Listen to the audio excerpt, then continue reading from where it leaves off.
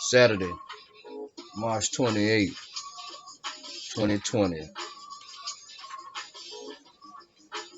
All this stupid talk. It's the headline. All day I have been listening to prattle about the meaning of the Fed takeover by the Treasury Department. All these people are running around spinning all sorts of interpretations about this.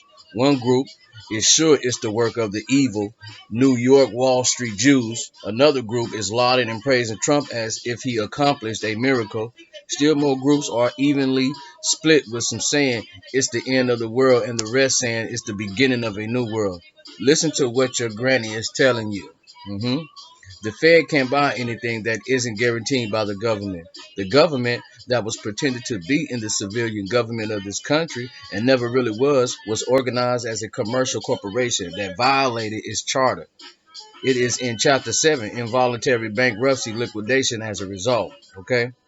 So what can the Fed buy if there is no government guaranteeing them anything and their charter forbids them to buy anything that isn't guaranteed by a government? Think grasshopper. You all have brains and I am giving you the facts. The Fed was all dressed up with nowhere to go, doing this little arrangement with the bogus U.S. Treasury, aka IMF, which has no such noisome restrictions on what it can buy.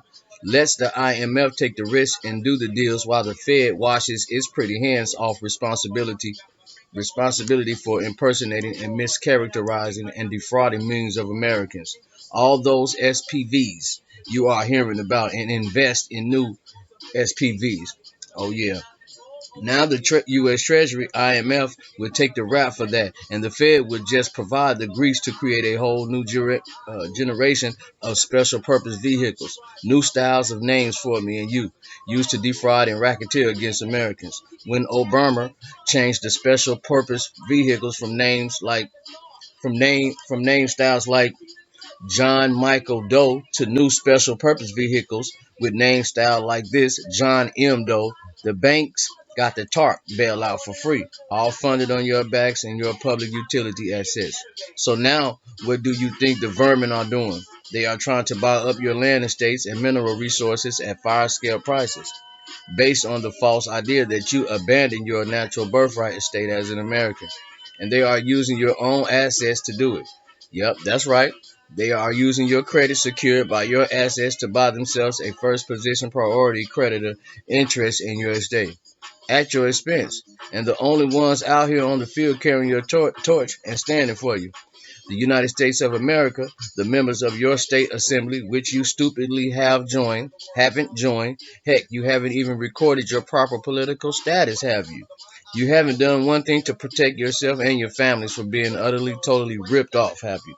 You are just standing there with your mouths gaped open, thinking this is our government. They wouldn't do anything bad to us, despite decades of abuses like this.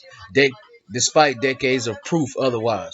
There are no heroes, no red, no blue.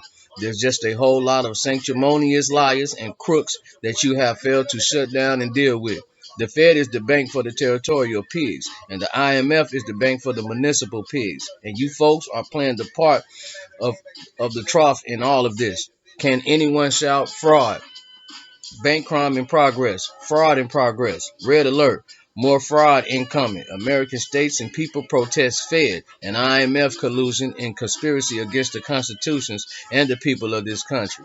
Can anyone hit these stupid generals upside the head and recall their duty for them? And how about Q? Time to squash all that hope porn like a bug. Trump is cleaning the swamp, all right. Problem is, he's only cleaning half of it.